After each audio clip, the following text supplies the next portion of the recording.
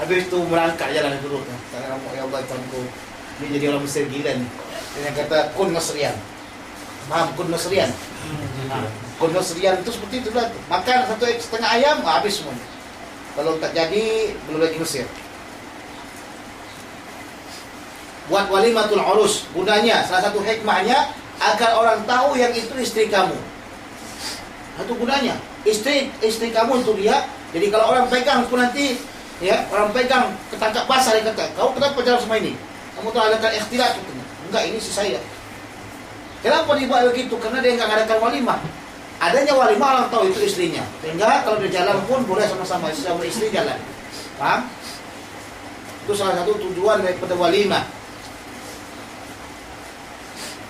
Wa dzakara al-hadits fi sifatil walimati wa kasrati man du'iya ilaiha, dan sebutkan hadis tentang masalah sifat walimah dan banyaknya orang yang diundang kepada walimah tersebut. Ceritanya setelah itu mereka diundang untuk apa? Undang walimah sampai mereka tak keluar daripada rumah Rasulullah sallallahu alaihi wasallam. Tak keluar daripada rumah Rasulullah. Rasulullah malu. Kita tengok bila masa nak mereka keluar, Rasulullah katakan pulanglah kamu dah jam berapa ni? Rasulullah tak berani kata begitu. Sebab tak salam pun Rasulullah SAW, tak salam pun Rasulullah, dia tak akan tarik daun tangan dia. Tunggu tu orang tarik. Selama masih orang tu pegang juga tangan Rasulullah, orang tu juga tak begitu. Cuba bayangkan kalau kamu macam mana? Salam. Itu kan Rasulullah tak akan mau tarikkan tangan ya dia kecuali untuk menarik. Demikian juga orang datang ke rumah, dia kata, yang berapa sekarang dah? Kalau kita kayak gitu, datang teman kita ke rumah kan, lama kita udah habis makan semua dah. Tengok habis semua, minuman habis semua. Ya, jam berapa dah ya? Jam 9 dah, larut malam dah.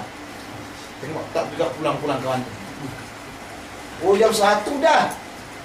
Fikir kalau kita kata 1, orang kawan, oh itu sudah malam ni nak pulang saya. Nak pulang juga dia kan. Tapi dia tahu kinayah dia. Ini budak dia tak perlu kinayah, main putus saja. Jam 2 dia dah tak pulang langsung ke rumah. Gitu. Tapi Rasulullah tak buat kinayah, tak buat langsung. Gaya sama kawannya. Segera pulang kak. Tengok belum lagi pulang, masuk lagi Rasulullah kepada istri-istri Rasulullah SAW. Sampai turun ayat marah atau menegur para sahabat, jangan buat seperti itu. Sebab apa? Rasulullah malu tidak mengatakan kepada mereka agar mereka pulang. Ada kalau memang orang yang pemilik rumah tu dia punya waktu senggang, punya waktu banyak, silakanlah kamu lama-lama di rumah. Tapi kalau memang dia punya bisnis banyak, punya ini punya itu, jangan lama-lama di rumahnya. Kenapa jangan lama-lama di rumahnya? Takut-takut nanti kalau kita datang ke situ mengganggu. Sebab kamu dengan dia berbeda. Seperti ada syekh saya Habibullah Qurban. Syekh Habibullah Qurban tu kalau kamu datang ke rumahnya jam berapa kamu kata? Jam 8. Jam 8 mesti pas jam 8. Setengah jam dah kamu akan disuruhnya pulang karena ada lagi urusan yang lain. Minta maaf, tapi bagus cakap dia. Minta maaf dia, jam segini saya bisa ada begini. Itu semua memang dijaga betul.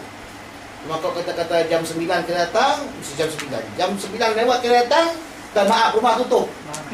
Rumah tutup. Itu memang jaga waktu.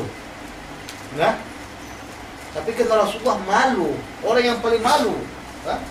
Orang tak tahu malu. Jadi macam mana? Susah lah kan? Ini ceritanya tadi itu, cerita Rasulullah SAW tentang walimah tersebut. Tsumma qala fa kharaja Rasulullah sallallahu alaihi wasallam fantalaqa ila hujrati Aisyah, maka berjalan Rasulullah SAW kepada hujrah Aisyah. Maunya Rasulullah datang ke mana? Ke tempat Zainab, tapi ternyata mereka masih ada di situ lagi. Maka Rasulullah pergi ke hujrah Sayyidah Aisyah. Di rumah-rumah Rasulullah SAW dengan istri-istrinya itu dekat-dekatan. Nah, dekat-dekatan. Sebagai ulama kata, andai karena rumah-rumah Rasulullah SAW dahulu itu tidak dihancurkan, sebaiknya dibiarkan begitu saja. Guna orang-orang semuanya melihat bagaimana kehidupan Rasulullah. Sehingga kita orang-orang sekarang ini jangan sibuk kejar-kejar dunia, apalagi sibuk kejar pangkat dan tahta dan jabatan. Semua ingin jadi menteri, semua ingin presiden. Bagaimana rumah Rasulullah? Cantik tak? Apa kata Rasulullah kepada Sayyidah Aisyah? Assalamualaikum ahlal baiti wa rahmatullah. Faqalat wa alaikassalam wa rahmatullah. Apa kata? Kaifa wajadta ahlaka barakallahu laka. Bagaimana kau dapatkan istrimu? Semoga Allah Subhanahu wa taala berikan berkat kepadamu. Siapa kata itu? Sayyidah Aisyah. Rasulullah belum lagi masuk. Kenapa? Karena di situ sahabat-sahabatnya masih lagi di rumah Zainab binti Jahsy. Kemana itu? Kan susah. Sayyidah Aisyah kata, bagaimana keadaan istrimu? Katanya. Ini kan, walaupun sama-sama mereka jelas, tapi jelasnya itu dalam kebaikan. Persis Rasulullah SAW namanya manusia. Mereka bukanlah maksum. Mereka mahfuz. Fataqarra ujara nisaihi kullihinna, maka dia kelilingi kamar-kamar istrinya semuanya. Yaqul lahunna kama yaqul li Aisyata, dan dia katakan kepada istri-istri Rasulullah semuanya itu sebagaimana dia katakan kepada Sayyidah Aisyah. Wa yaqulna lahu kama qala Aisyah, dan berkatalah Sayyidah Aisyah kepada Rasulullah SAW sebagaimana kata Aisyah. Berkata istri Rasulullah itu sebagaimana Sayyidah Aisyah mengatakan kepada Rasulullah SAW. Di sini para ulama mengambilkan apa juga kata Nawawi, disunatkan yang pertama kali seorang suami kalau dia masuk ke rumah mengucap salam kepada istrinya. Kalau jumpa istrinya mengucap salam sama istrinya. Jangan takabur. Jangan takabur. Jumpa istri kita salam. Bukan dia mesti salam sama kita. Tengok macam mana Rasulullah SAW, Assalamualaikum. Bukan mesti salam istri itu sama kita, tak. Jumpa Assalamualaikum. Ini menunjukkan sama kita betapa sayangnya Rasulullah kepada istrinya. Tidak ada takabur kepada istrinya. Dah? Jangan tunggu-tunggu lagi. Itu yang pertama. Yang kedua daripada sini juga Imam Nawawi menyebutkan sunnahnya kita mengucapkan Assalamualaikum, bukan Assalamualaikum, agar malaikat juga masuk ke dalam bagian salam tersebut. Orang-orang mukmin Assalamualaikum dengan kum tersebut bagus.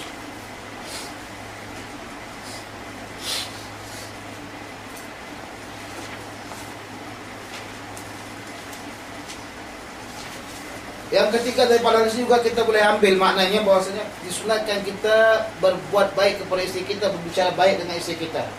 Nah, bau mayaqulu 'indal jima', bab apa yang dikatakan ketika itu mujamaah, berjima' lah ni, masuk kepada bukan jima'nya ni. Wa nabi sahihain Bukhari wa Muslim an Ibnu Abbas radhiyallahu anhu ma min tuqin katsiratin, daripada jalan yang banyak. Masya Allah, hadis ini saja tarifnya banyak sangat. Orang memang pas lagi dengarkan cerita masa babun nikah memang semangat. Semangat gila. Macam kami dulu buat pengajian lah, asalkan babun nikah masuk memang wah, keluar sampai babun nikah tu. Hari di Tapana apa di Azhar apa nama di Mustafa biasa dahulu ada pengajian masuk babun nikah. Hari apa itu kalau nggak selesai Rabu. Jadi kalau kata pengajian ini ramai sangat nih, kenapa? Ini mesti babun nikah. Langsung kata babun nikah ni mesti. Kalau tengoknya tidak ada pengajian sikit sangat orangnya, ni mesti babun muamalat ni. Babun muamalat kenapa pening kepada orang?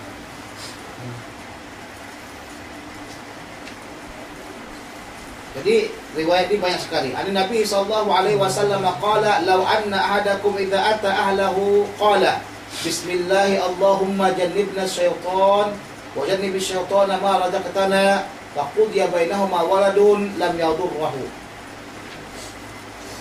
Dan kalau sekiranya salah seorang kamu apabila datang dia kepada istrinya dan dia berkata bismillah dengan nama Allah, tengok bismillah. Dalam keadaan bagaimanapun mesti juga berfikir. Dalam keadaan bagaimanapun mesti berfikir. Kalau enggak mendapatkan dengan mulut ketika itu berjima, kita mesti dapatkan dengan hati ya, bukan mulut. Tapi ini belum lagi jima ini. Belum lagi apa? Belum lagi berjima ketika mau. Ketika mau.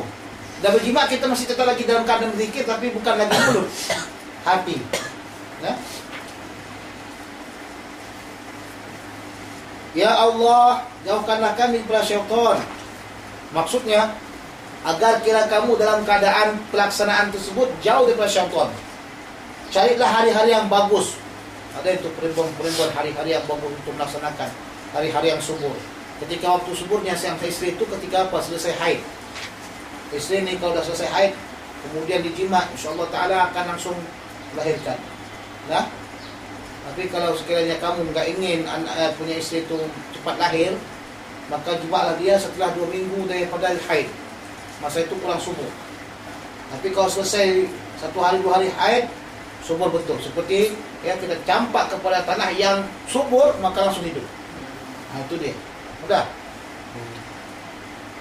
Jadi adanya kelaksanaan tersebut, kalau kita baca ini, syaitan tak akan mengganggu. Syaitan akan jauh dan kita akan terus melaksanakan konsep Islami dan konsep Rasulullah SAW. Bukan haram hukumnya benda-benda yang lain itu tak, tapi konsep Islami tersebut contohnya ya Rasulullah SAW tadi tidak berjima dengan membuka semua pakaian. Rasulullah SAW kalau dia berjima itu mematikan lampu. Bukankah Rasulullah itu uswatun hasanah bagi kita? Nah, bukankah Rasulullah SAW itu uswatun hasanah dalam segala kehidupan kita? Dalam hal itu juga Rasulullah menunjukkan kepada kita bagaimana caranya.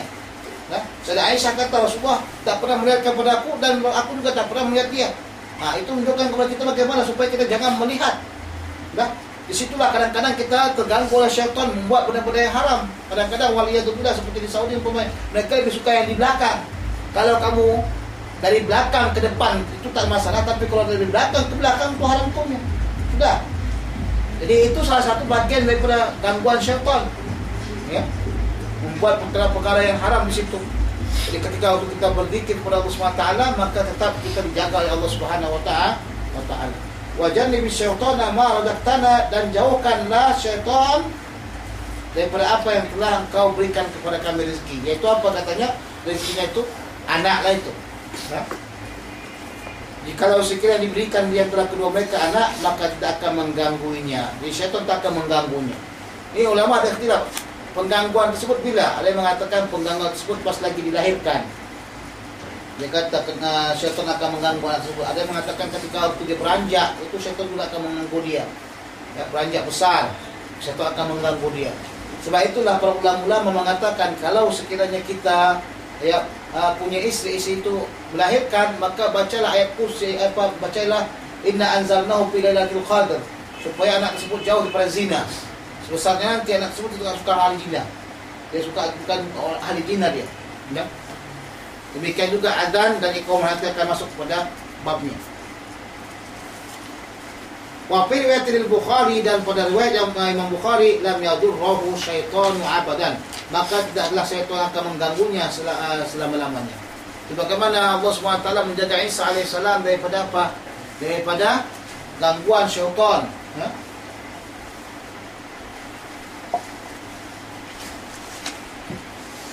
Babu mula'abati rajul imra'atahu, bab seorang laki-laki bermain-main, bersenda gurau, bermain-main. Jadi la'abah, mula'abah. Jangan terlampau nampakkan sangat kau tu perkasanya sama istri sehingga dia diam aja. Istrinya buat senda gurau pun tak diam aja. Tak boleh. Ya. Kita mesti ada rasa apa? Rasa kasihan, sayang, senda gurau. Ha? Kalau sebelum kahwin dia kan tamu masalahnya. Dah kahwin ya Allah masamnya. Sebab tu dia kata kalau kita kahwin lah walaupun makan sepiring berdua tak apalah katanya. Dah kahwin, tak mau lagi makan sepiring berdua. Kenapa? Nak kenyang dia kata. Ini masalah. Wa mumajahatihi laha wa lutfi ibaratihi ma'ha. Bersenda gurau, bermain dan bersenda gurau dengannya, dan ya lemah lembut, berkata dengannya dengan lemah lembut. Bersenda gurau, bermain-main. Nah, sampai main-main tu jatuh pula hancur katil tu, bab gitu. Pukul-pukulan kamu di situ. Nah, dalam keadaan main-main tu main-main biasalah. Gelitik-gelitikan. Pernah gelitik-gelitikan? Ada main-main juga. Benda tersebut bukan haram, tak ada masalah. Yang kamu nak jaga tikoh untuk isteri kau langsung bang kena astagfirullahaladzim. Itu isteri kau itu. Ada jaga tikoh sangat kan. Riwayat fi Sahih Al-Bukhari wa Muslim an Jabir radhiyallahu anhu qala li Rasulullah sallallahu alaihi wasallam tajawazta bikran am thayyiban. Berkata Rasulullah SAW kepada Jabir, kau ni kahwin sama siapa? Yang bikirkan atau taib? Yang sudah yang masih dalam gedara ke atau sudah janda? Rupanya beda kah? Oh, beda. Enggak setiap lubang itu sama. Nah, beda. Nah, yang taib ni kata orang jangan tahu apa salah satu tanda-tanda atau cara untuk supaya kita boleh lama hidup dan tetap kuat, awet muda. Berbanyak kahwin dengan perempuan-perempuan yang apa? Perempuan-perempuan yang bikir. Itu dia, saatnya Pak Rozi. Sudah saya banyak melihat, menyaksikan di Mesir ni. Saya ada jumpa kawan Arab Mesir. Datuk dia umurnya 100 tahun lebih. Saya tanya sistem-sistemnya, kira-kira air atuk kau tu masih hidup lagi sampai sekarang ni? Datuk kau tu dah tua dan mampus tu. Saya kata, masih hidup lagi sekarang ni, kira-kira dia suka makan es tak? Tak es batu. Suka makan es batu tak? Tak suka. Biasanya itu orang yang tua lambat keriputnya, biasanya tak suka es batu. Jadi jangan suka-suka minum es batu. Es batu tu membuatkan kamu cepat tua. Tengoklah saya, cepat tua ha. Sebab apa es batu selalu minum dulu. Sekarang dah lagi minum es batu, jadi agak berhenti sikit dia tuanya. Nah, yang kedua saya tanya, atuk kau tu suka kahwin kah sama orang apa gadis? Ya, suka banyak sangat istrinya dulu katanya. Kahwin lah, kalau dah kahwin dia tolaknya kahwin tolak gitu kan. Tapi dikasihnya lagi ni. Itulah penyebabnya. Ada kadang 4 isteri tu. Usaha tu penyebabnya tu Pak Rozi. Kahwin sama yang bikir, jangan sama yang taib. Rasulullah kata, kahwin sama bikir kah, kahwin sama taib, sama yang janda. Dia kata, qultu tazawwajtu thayyiban. Aku kahwin dengan yang janda. Allah. Tak sodap baik kata orang kan. Tak sodap kata orang. Apa kata Rasulullah? Mengkritik, mengkritik sehat namanya, mengkritik sehat. Qala hal la tazawwajta bikran tula'ibuha wa tula'ibuka. Adakah tidak kau mengkawinkan yang bikir? Tengok, jangan kata Ustaz tak cakap ini. Rasulullah sebutkan tanya, hal la tuzawwij. Katakan Rasulullah pun lagi. Dalam bab masalah ini perlu kita sebutkan. Perlu kita sebutkan. Apakah kamu tidak mengawinkan yang bikir, yang lagi darah?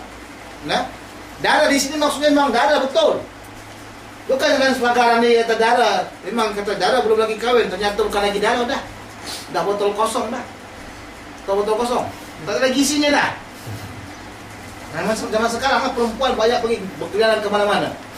Macam di Amerika, tempat kami dahulu sana. Di Amerika, kalau perempuan tu masih darah, air betul. Tahu Amerika? Tak tahu Amerika? Amerika tak tahu dah lah. Amerika di New York, di Washington, itu kalau sekiranya perempuan itu darah, itu aib. Kenapa? Karena kita tidak tahu apa-apa. Enggak, itu bahaya. Kalau kita pula sekarang nak ikut Amerika, banyak perempuan sekarang yang enggak darah. Yang dimaksud di sini bikron kata Rasulullah SAW memang betul-betul darah tu, yang tidak pernah dijamah. Kalau bahasa Melayu kita apa? Perempuan apa namanya dalam perempuan apa? Melayu terakhir. Melayu terakhir. Ini apa Melayu terakhir? Perempuan dalam apa namanya? Bukan masih suntik. Bahasa Malaysia. Profesor Hamka kan sebutkan dalam kitab. Perempuan di dalam apa? Katanya kamra'atin fi khidriha, perempuan pingitan. Perempuan pingitan. Sekarang mana ada lagi perempuan dipingit? Semuanya main keluar saja. Masa dahulu bila masuk balik, perempuan masuk dalam rumah, tak boleh keluar. Bila keluar ketika waktu apa? Ketika waktu yang perlu saja. Pada tahun 90-an dah perempuan semua keluar. Kenapa nak tengok layar tancap? Nak tengok apa? Layar tancap. Dikatakan layar tancap sebab layar tu ditancap ke tanah, baru pasang pilin. Bahasa Malaysianya apa? Di kampung-kampung biasa tu layar tancap. Bukan wayang kulit, pilin. Seperti apa namanya? Pawagam, tapi bukan dalam pawagam dia. Layarnya diambil terus ditancapkan ke bumi, dibuat lagi. Orang kumpul semua perempuan sama lelaki. Di kampung kami banyak begitu. Namanya layar tancap. Keluarlah perempuan-perempuan semuanya nak nonton. Malaysia nggak ada lagi gitu. Nggak ada. Itu namanya kekampungan itu. Begitu belum lagi majuan itu berarti. Kami sudah maju ke depan kami. Itu tahun 90. Masuk tahun 2000-an, lain pula berubah. Perempuan-perempuan semua shopping. Kemana? Ada yang pergi Star lah, macam-macam lah. Kenal lah, macam-macam. Berarti dia tengok perempuan berkalungkan serban gitu. Aku paham itu. Itu saya mau kritik film itu. perempuan berkalungkan serban. Serban itu laki-laki. Bila perempuan pegang serban, berarti perempuan ingin lagi laki-laki. Maksudnya apa? Ingin dipegang semuanya. Jadi laki-laki dia ingin dipegang presiden, ingin pegang ini, itu maksudnya itu. Ingin kebebasan. Itu unsur menjatuhkan Islam tuh. Udah. Orang pelajar Azhar suka sekali nonton Islam. Perempuan berkalungkan serban. Apa sih yang bagus? Menghina Islam, menghina pondok-pondok mengatakan pondok-pondok itu semuanya adalah punya pikiran sempit. Jadikan perempuan itu seperti ini. Perempuan kebanyakan yang diperkosa itu kan kebanyakannya memang jalan malam-malam. Siapa suruh jalan malam-malam? Mana pakaiannya pakaian macam-macam, kedip-kedip pula lagi di jalan.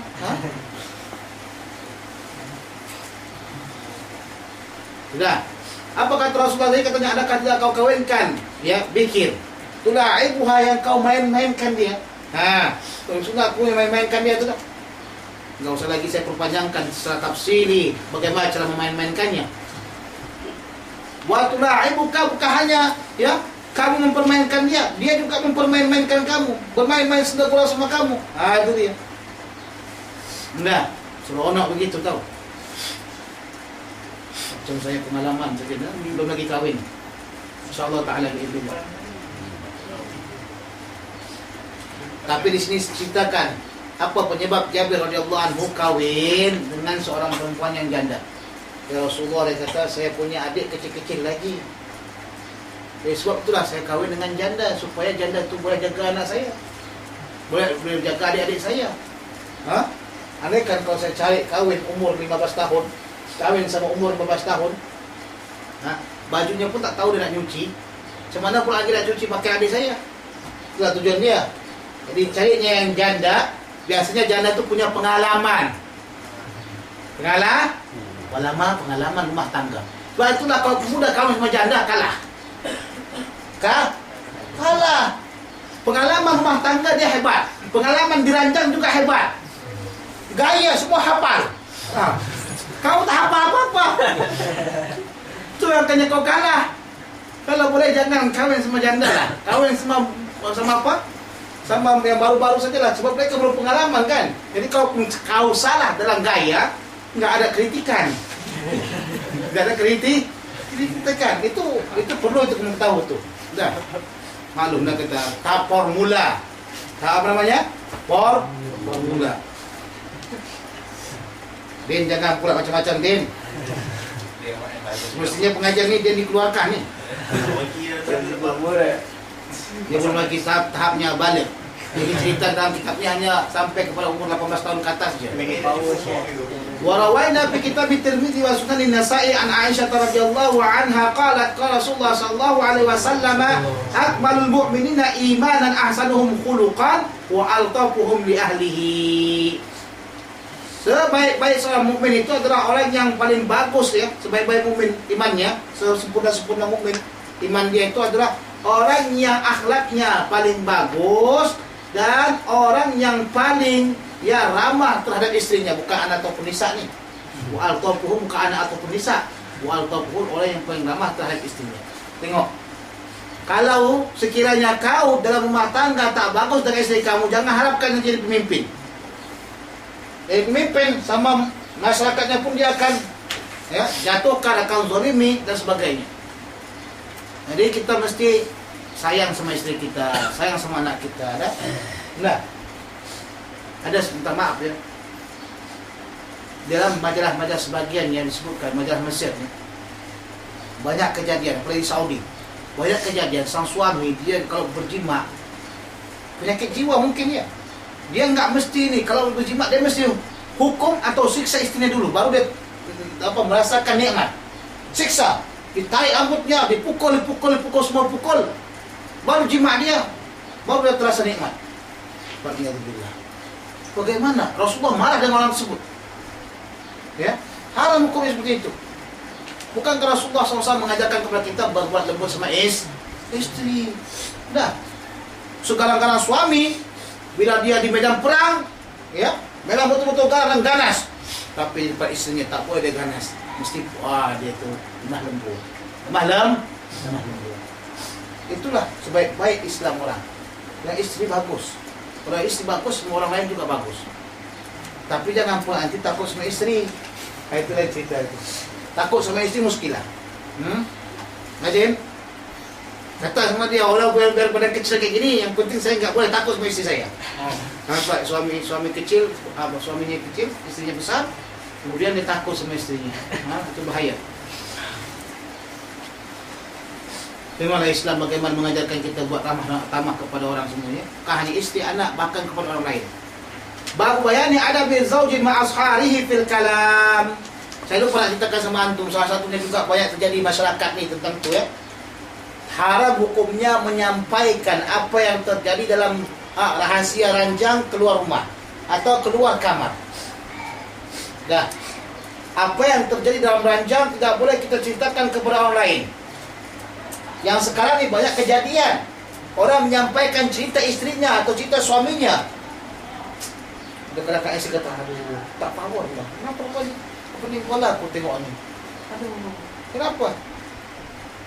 Dia kata dah masuk, aku kata belum lagi masuk. Dah masuk kata, belum masuk katanya lagi. Terus apa yang masuk katanya? Tak kuasa apa-apa pun kata dia. Tengok. Buat dia tu billah. Dan cerita ke orang lain tu. Bahaya. Haram hukumnya ceritakan aib tu. Rasulullah larang. Dia kata Rasulullah SAW, janganlah sempat suami istri itu menceritakan aib suaminya yang terjadi di apa? Di kamar dia. Tidak boleh kita membuat demikian. Suami juga demikian, tidak boleh disampaikan. Ya Allah, itu apa? Terjadi ratak. Tahu ratak? Untuk umpamanya terjadi, pokoknya ada gelembungan, ada daging tertutup. Macam mana nak masuk? Kata dia. Assalamualaikum, waalaikumsalam. Dia jawab, tapi tak boleh masuk. Kenapa tak buka pintu? Tak faham kinayah, tahulah lah. Orang tu punya daging, ada penyakit daripada itu, daging, dimasukkan, masuk. Jadi, kena begitu dikasih tahu sama ini. Atau kalau punya hebat, oh hebat kali suamiku, singa memang tu singa. Malam tadi, wah, it's the best katanya. Itu tak boleh juga. Aib ke apakah tak boleh ceritakan ke orang lain. Haram hukumnya, sudah? Itu salah satu adab daripada suami istri. Babu bayani ada bil zauji ma asharihi fil kalam, bab yang menerangkan tentang adab suami beserta dengan keluarga istrinya, keluarga istrinya. Nah, adik istrinya, abang istrinya, ayah istrinya, mak istrinya, mertua dia. Bagaimana adabnya pada perkataan?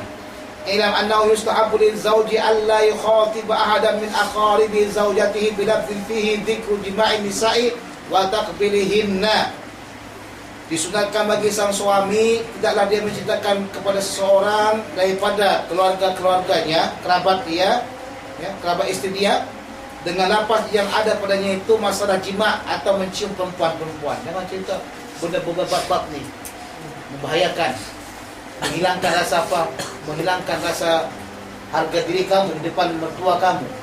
Nah, kalau boleh kamu itu sama mertua segan. Ini mertua sama dia sama aja. Mertua seperti tua-tua keladi, dia makin jadi-jadi. Nah, ada kayak gitu. Sebab mertuanya masih muda lagi, dia pun masih muda juga. Udah, kata mertuanya, cukupkah anakku itu saja? Jom kita cari lagi yang lain tu, kata. Ini mertua sama dia sama aja, tak boleh haram hukumnya. Tak boleh haram hukumnya.